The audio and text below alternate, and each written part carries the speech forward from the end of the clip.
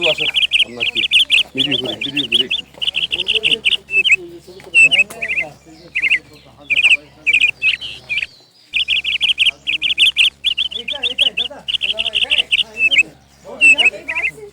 এবার ফলন আসে, এটাকে আমাকে আরো পরিপূর্ণ কাজ করতে হলে মনে আরো বেশি ফলন আসার সম্ভাবনা বেশি আর কি।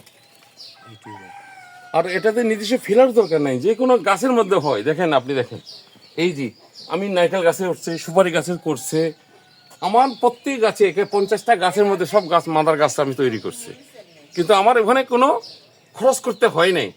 ডাব গাছে, নারকেল গাছে, এগুলো সুপারি গাছে আমার ফলন আসতেছে।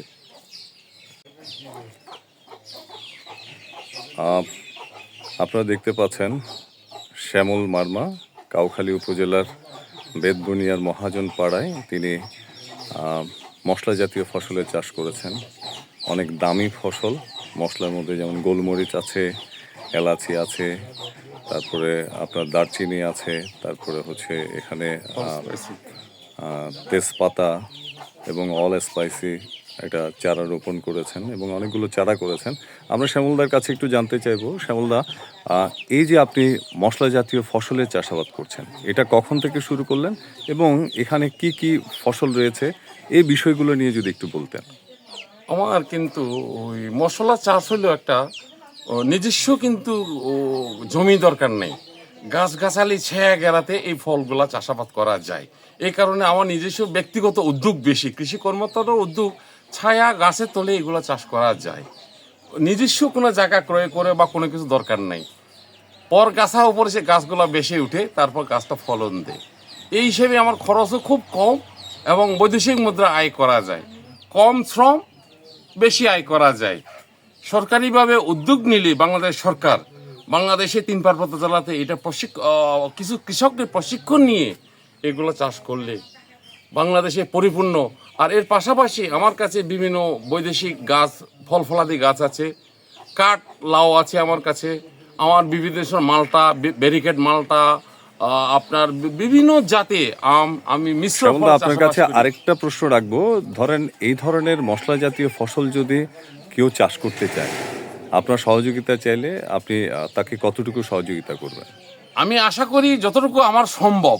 আমি তো এখন রিটায়ার্ড পার্সেন্ট একটা মানুষ, সময় যথেষ্ট দিতে পারে, যতটুকু 100% তো কেউ দিতে পারবে না, 50-60%, 70% আমি তাদেরকে বাগান করা পর্যন্ত সহযোগিতা কামনা করব।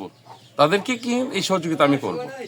আচ্ছা, আমরা দেখতে পাচ্ছি তিনি টবের মধ্যে এই গোলমরিচের চারা করেছেন, আবার গাছের মধ্যেও কিন্তু এই যে দেখেন যে একটি গাছ, সেই গাছের মধ্যেও কিন্তু তিনি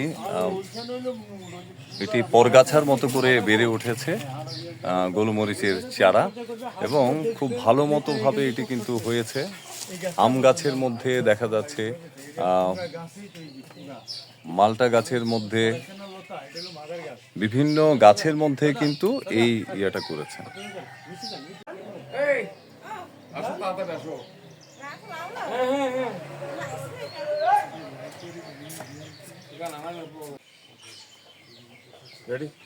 এটা হলো অল স্পাইসি গাছ।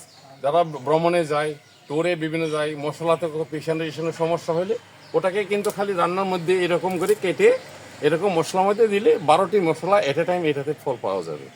এটা হইলো কিন্তু ভ্রমণ পিপাসুদের জন্য, যারা বিশ্ব ভ্রমণ, হিলটেক্সে ভ্রমণ, যে কোনো ভ্রমণের জন্য রান্না বান্না করে শর্টকাটের জন্য এটা অল স্পাইসি, যার নাম বাংলাদেশে পরিপূর্ণ মশলা পুরনটা এখান থেকে পাবে।